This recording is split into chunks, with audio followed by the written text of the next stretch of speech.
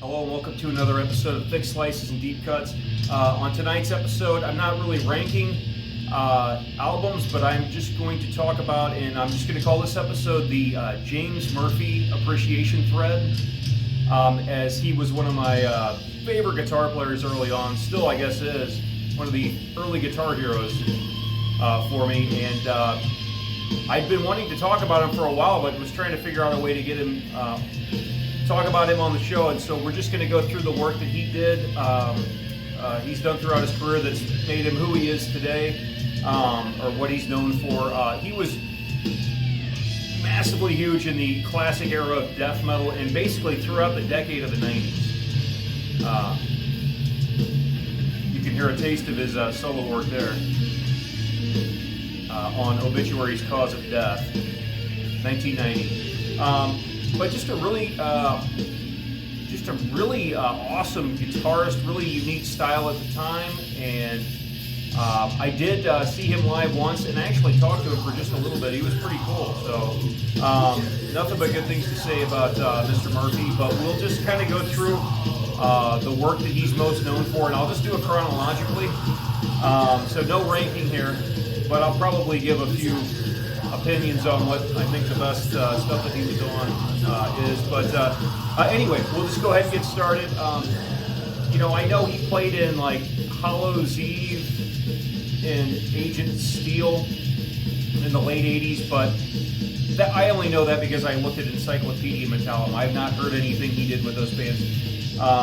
The first thing that I see that he's, the first time he's on everybody's radar, in my opinion, is 1990 with Death, with Spiritual Healing, with the late great Chuck Schuldiner and company, and then the rhythm section from Leprosy. But and you'll hear a solo in a song from this album too here shortly. But this is where this is kind of like his debut, basically. You've got, he's in Morrisound Studios here. Scott Burns is all over the recording and engineering. So and he's working with Chuck Schuldiner in Death. So right away, one album in, and he's already, it's like you're a veteran after one album. You've worked with Burns and Morrisound, with Chuck, with that classic band and that classic lineup. I will say this about Spiritual Healing. I did a Death ranking, and I believe out of the 7 albums, this was number 4. This is the most underappreciated of the Death albums. I think, a lot of people cite albums after this as being like super progressive and technical. I think Human's my favorite. I think Symbolic, Individual Thought Patterns, those 3 are incredible, but they don't get there without this stepping stone. The 2 albums before this in the 80s were classics, and a lot of people cite those 2 as the most classic albums. And those are classic albums. But this album I had 4th, and I just think it's great. I think it's the beginning of all that awesome. For me, they did a 4-album, Death did a 4-album run, but it starts here.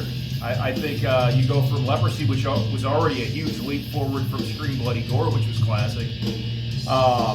But, Altering the Future is so cool. Within the Mind's probably my favorite. The title track's great. Genetic Reconstruction, all kinds of good stuff on here. But so, he's not as out front on the solos on here. It's a little more subtle, but if you listen closely, you can definitely tell his style. Here's another solo. And he has some moments where he definitely shines on this album for sure. So that was the first album I was going to showcase, is Death Spiritual Healing, which is basically his first album.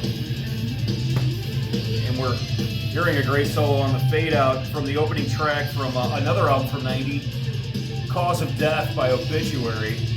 Also recorded with Scott Burns in Morrisound. So he's going back to do more. I'm not sure what happened with Alan West at this moment, but Alan West left the band for one album. It's too bad, because this is my favorite Obituary album. And I think this is the first thing I heard of James Murphy. I think I got this, and a split second later got this.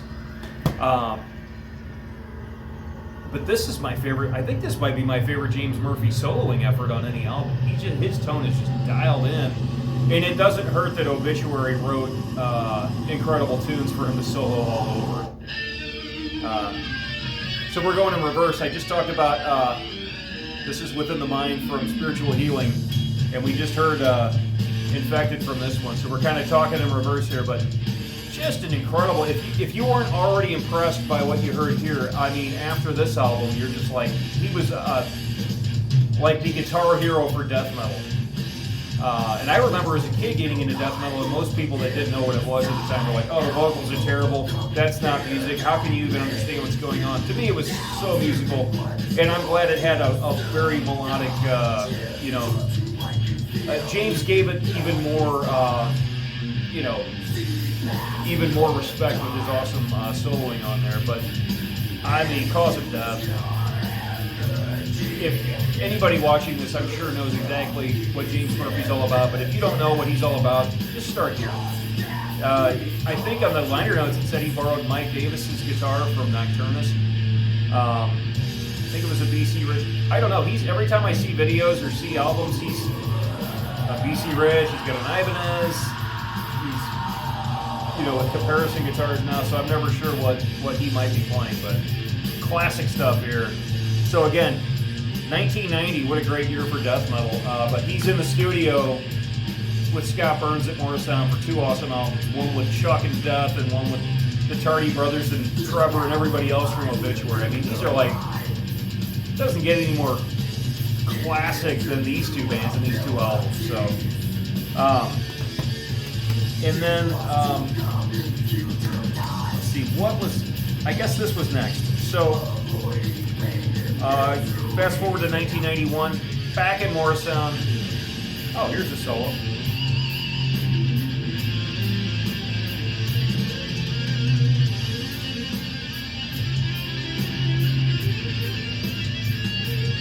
Yeah.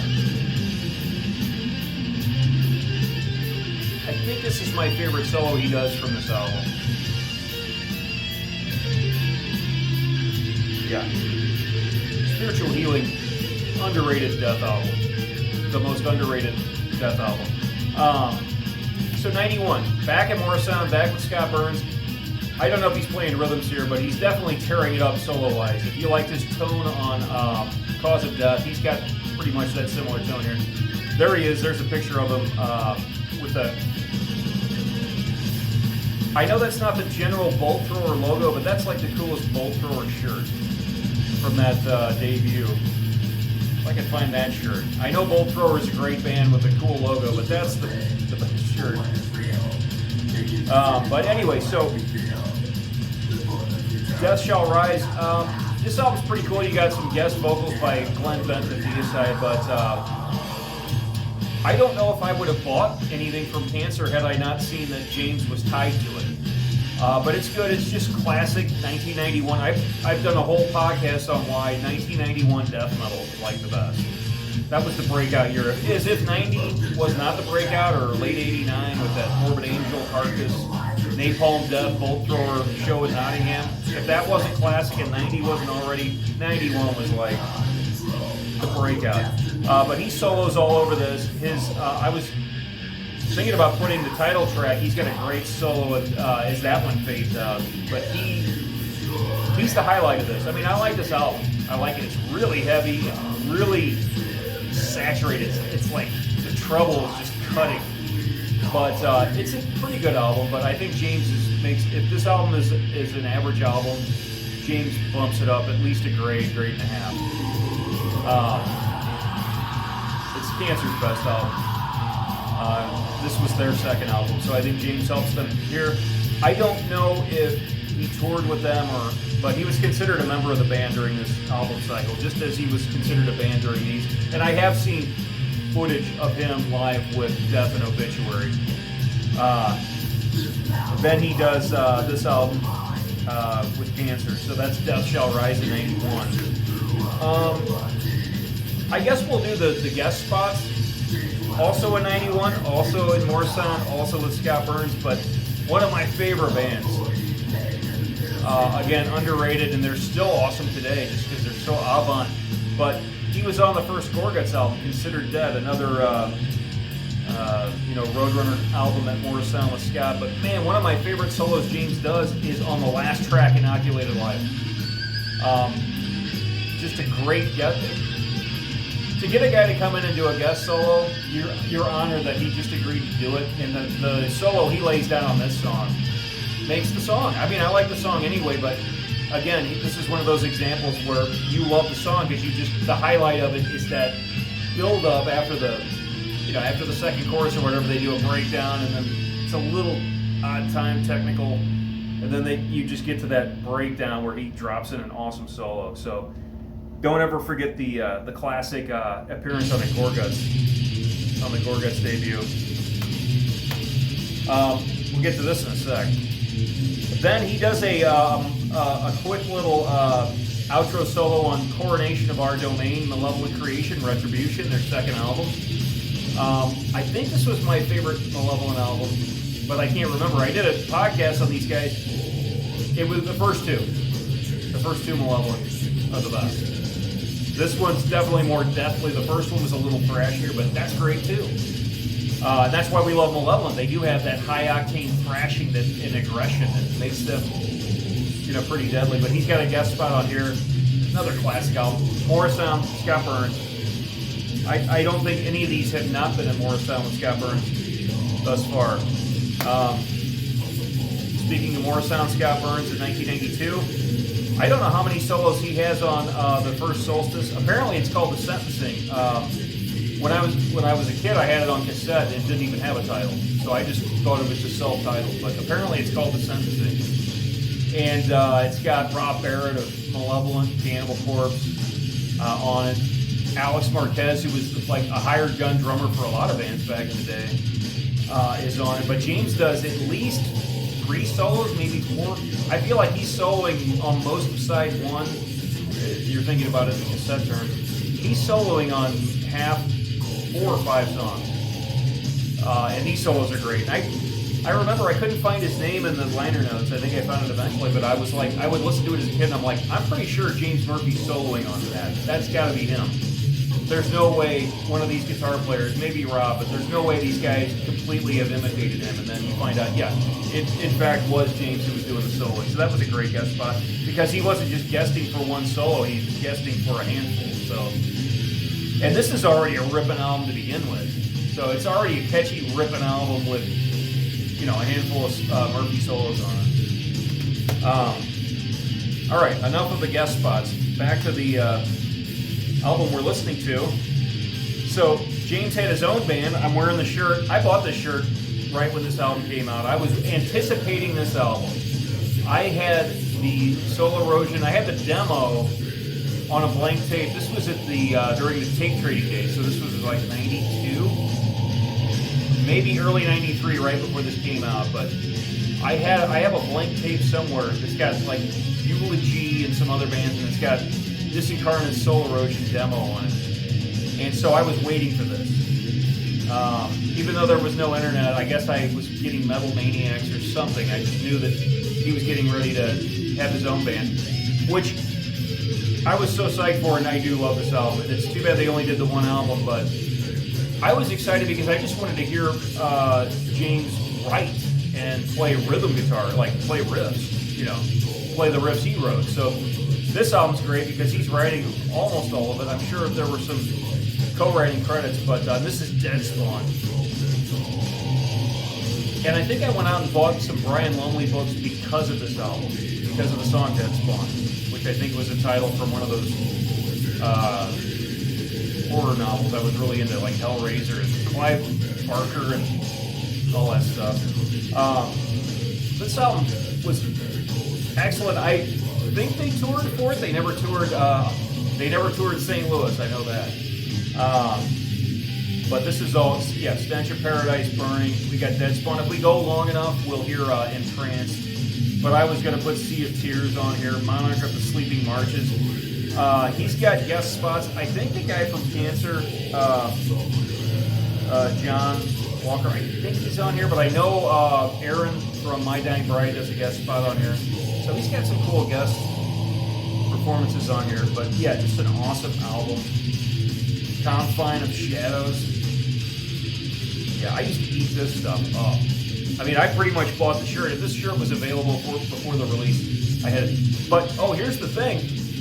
not in Morrisound. So I believe they recorded in the UK with Colin Richardson. At most I know, and Pete Coleman was the engineer. I think he was on his way up to doing an Napalm Death record and a few other things. But at this point, this was the first time they're not in Morrisound.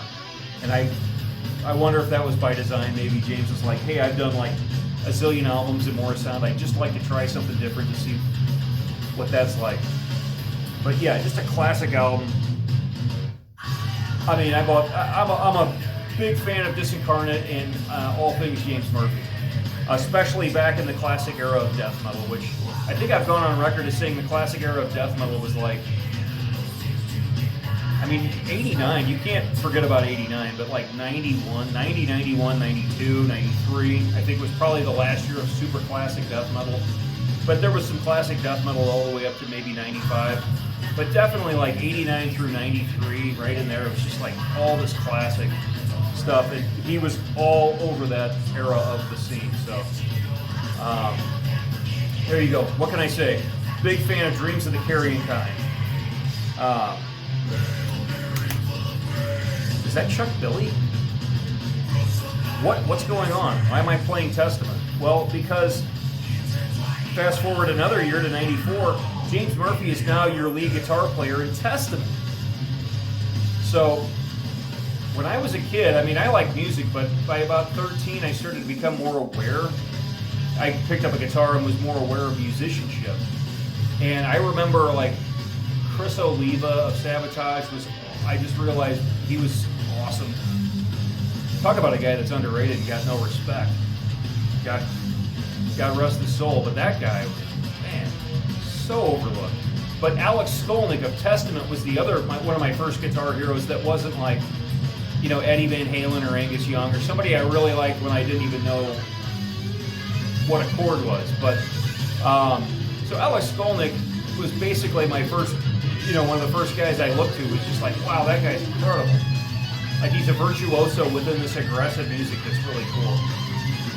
James Murphy replaces Alex Skolnick while Alex goes off to do other styles of music. And I'm playing Hail Mary because this is the one song that James co-wrote. And I talked to him when I saw them on this tour. I guess it was early 95, and I believe John Tempesta was the drummer. By the way, Testament, nothing but awesome drummers. Ever since Louis Clemente left, they're like, oh yeah, well, we'll get John Tempesta who riffs. We'll get Gene Hoglan. We'll get Dave Lombardo. We'll get Paul Bostaph. Man. But Alex Skolnick leaves, and they're like, yeah, we'll just go get James Murphy. Later on, the bass players, yeah, we'll just go get Steve DiGiorgio. Ridiculous. I was going to play Dogface Gods because it was the most death metal, but I played this one because I think James wrote this riff, because when I talked to him at Club 367 in early 95, I talked to him out front, and I think I was talking to him about all those old classic, you know, death metal albums he was on, but I think he mentioned he wrote the opening riff for this. Nice guy. Totally willing to talk to me. I mean, at the time, I must have been like, you know, 18 or 19, long hair, you know. Not nearly as cool as I am now. Just kidding. But anyway, he was a really nice guy. He was more than willing to talk to me and listen to me, just, you know, tell him how great he was as a guitarist. But so there you go. Testament's awesome. He stepped away for the album Demonic. I've seen stuff on Encyclopedia Metallum where it says he's like a producer on the album, but then you go to Wikipedia and it says nothing about him being involved in that album, so who knows. But he did come back for The Gathering in 99 with Steve DiGiorgio and Dave Lombardo on drums, and that album is a crusher as well. But yeah, he was the lead guitarist in Testament during the time that Skolnick was away from the band, which I think is awesome. And my big four of thrash are Slayer, Testament, Creator, and Sepultura. Although Sepultura is almost death metal. They kind of walk that line. But yeah, it's just so awesome. He leaves the death metal world, but he ends up with Testament. So awesome.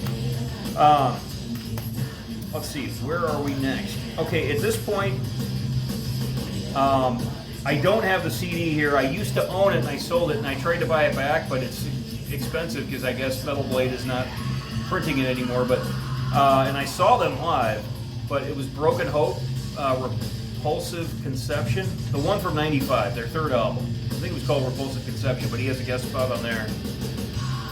Saw Broken Hope with Unleashed and some band called Demented Ted. They were around for one album. Anyway, so he's in Testament, and then he steps away from Testament for a bit, and I guess to forge ahead with a solo career. And now he's on, I think this is Shrapnel? Yeah, Shrapnel Records, 96. I guess he's playing Ibanez at that point, but we're listening to the last one. This is my introduction to Devin Townsend. That guy's obviously a genius. And I remember back in the day not really knowing, I'm like, okay, so some guy named Devin Townsend singing on a couple of these tracks, and the tracks he's on sound really good. I just didn't know that it was Devin Townsend until years later. I'm like, oh, he's the one that was on the James Murphy Convergence album. Anyway, cool album. Chuck Billy's on here. I'm sure. Let's go through the guest appearances here. I know Devin and Chuck are on here. Dean Castronovo's the drummer. So Dean Castronovo was, I need to look up, but I think around the same time he's like the drummer for Ozzy. I mean, and he's the drummer for Journey. So he's figured it out. Financially, he's figured it out. So he's got Dean Castronovo doing the drums. Brad Russell, I don't know who the bass player, it's Brad Russell. I don't know who he is, but yeah, Chuck Billy does a vocal. Just trying to see. Greg Howe has a guest solo on here. It's James's album for his solos, but he gives Greg Howe a spot. Tons of others. I can't read. It's a little darker in here, but I just know that he was able to get Chuck to do vocals and Devin right there on. I think that's great. So this is a really cool album, and really I did not expect it. By the way, so he's holding an Ibanez. I'm pretty sure that looks like a Fender Strat there, unless it's some sort of ESP. That looks like a Strat with a humbucker. So at this point, he's gone from classic death metal to, this is pretty heavy thrash. This is on the heavier end of thrash. To now, like, I'm not saying, it's all instrumental, but now he's in this realm, and it's a little more, I don't want to say this is prog rock or progressive, but it kind of is starting to lean that way. So he's kind of doing, this is my trajectory too. You're like thrash, death, then prog, and he's kind of going death, thrash. But those are the genres. If you watch this channel, that's what I'm covering. I'm covering classic death metal, classic thrash metal, and anything progressive. So this is a cool surprise. And then this is what, 97, and he was apparently in this band for a while, and I think he recorded them out in California, so not Tampa, but like Oakland or the Bay Area. Conqueror, Weed Out the Weed. I had the one before this called Spit or Swallow, which I really liked, and then to find out he was going to be on this one. And this is, it's been labeled this, and I don't disagree with the label, but this is death and roll. Entombed did Wolverine Blues, Carcass did Swan Song. A few of those albums were popping up. Weed Out the Week, and I think James was not only the guitar player on here, or one of two, but I think he brought the guys over from Denmark, and they recorded with them. So Conqueror, and he did at least another album with them. Maybe he did another one like even a decade after that. Then 98 or 99, I think it's 98, but he does Feeding the Machine, his second album. I believe this is also on Shrapnel. Yeah. I think he's got Dean Castronovo on this one too, but yeah, he's got Steve DiGiorgio on bass here, who he'd team up with again here shortly, but he's got Stu Hamm doing bass on at least something. Chuck Billy's back. Trent Gardner and Matt Glory, these guys are from the Magna Carta progressive rock, progressive metal, the revival of progressive rock that Dream Theater sort of started. I mean, he had Queensryche and Fates Warning, but it seems like Dream Theater with Images and Words kind of brought back this bigger revival. Anyway, it's so cool. Trent Gardner and Matt Galori. And so this is an interestingly cool album. And then, like I said, he's back with DiGiorgio, Chuck, Eric Peterson, Dave Lombardo, The Gathering, a ripping album. Back to Disincarnate for Entranced. And this is an excellent album. I'm not sure at some point, and I think this is fairly common knowledge, around this time, I guess he had a tumor, something pushing on his brain, or a brain tumor. And apparently he, around 99, 2000, 2001, somewhere in there, he kind of just sold all of his guitars or his guitar gear, and I'm not sure what happened, but he says he doesn't remember any of that. And that's kind of scary, that's kind of crazy, but so this was sort of the end of an era for him, the 90s. So this is 99. So where you started with this classic album with Chuck and Scott Burns and Morrisound and Death in 90, and finishing up with another album with Testament and a killer lineup. And all in between 90 and 99, he's playing on classic death metal albums, doing his own death metal band, playing in classic thrash bands, doing his own solo albums. And then I guess he had that tumor, and I'm not sure, but that seemed to be like the end of him doing albums all the time. A couple albums I forgot. Explorers Club. Speaking of progressive rock, I think this came out in 98. He's soloing on here. He's like on here with Derek Sherinian and John Petrucci and Steve Howe of Yes. This is a Trent Gardner thing. I'm sure that's why Trent guessed it on his. I bet Matt Galori's on here. In fact, I know he is. So this is a really cool, underrated, forgotten gem. It's this Explorers Club, Age of Impact. You've got Terry Bozzio's on here, D.C. Cooper, Trent Gardner, Steve Howe, James LaBrie, John Petrucci, Billy Sheehan, Derek Sherinian, and James Murphy is on here as well. And I think John My Young might be on here somewhere. But that's a great guest appearance to it. And much like the Solstice one, he's not just guest soloing once, he's guest soloing like a few times. And then I didn't realize this until years later, but this is, well, I won't say it because I'm going to do a little mini 3-pack show on these guys, but he's on Nevermore. Yeah, this Godless Endeavor, it's the short track. The Holocaust of Thought, I believe is what it's called, but you can totally tell it's him, which is cool. Laurel Dane and Jeff Loomis are such an underrated pair writing team. And this is recorded with Andy Sneap, who's pretty much at his prime at this point. So to get James Murphy to add to that mix is pretty cool. And that's 05, so that's not in the 90s. And obviously he's done things since then, but I think for the most part, he's become like a mixing, mastering, engineering. I've seen his name on a lot of credits since, post 2000. And I guess he's still doing that, and he's still doing guest solos for a lot of bands, but when it comes to the death and the thrash range, I don't really keep up with the newer bands, so I see all of his mixing, mastering, engineering, and guest solos for a lot of bands that I don't quite recognize, maybe Gruesome. In a band like Revocation, I really dig, but I guess Dave Davidson's got the guitars.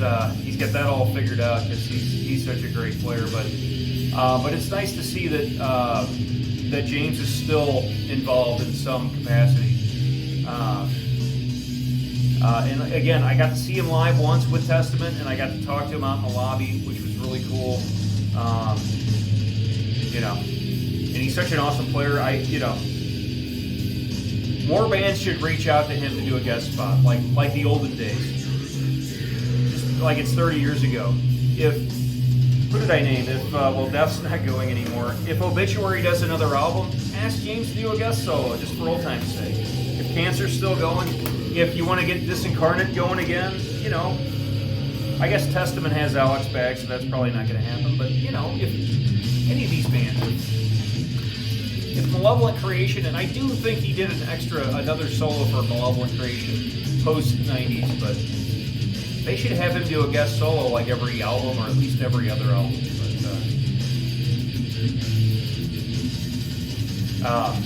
But so there you go. I think I cover 1, 2, 3, 4, 5, 6, 7, 8, 9 albums that he was, a part of that lineup for, all during the 90s, 90 through 99, and plenty of guest stuff. I think I got 5 here. I mentioned the Broken Oath guest solo. I used to have that CD, so that's another 6. So that basically, that was like, what did I say? That's like 15 albums that he did in the 90s alone, and I'm sure there were a few others, but just 15 or so albums just in that decade that I bought simply because I was a fan of James Murphy. I miss the fact that he's not, I don't expect him to be this prolific anymore, but I do miss him being kind of in the mix.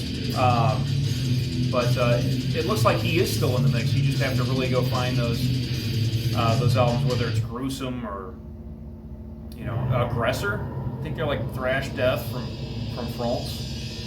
They're kind of cool. I didn't realize he guest soloed for them too. So, but so there you go. Enough said. I will shut up and I will actually walk out of the screen and I'll let you.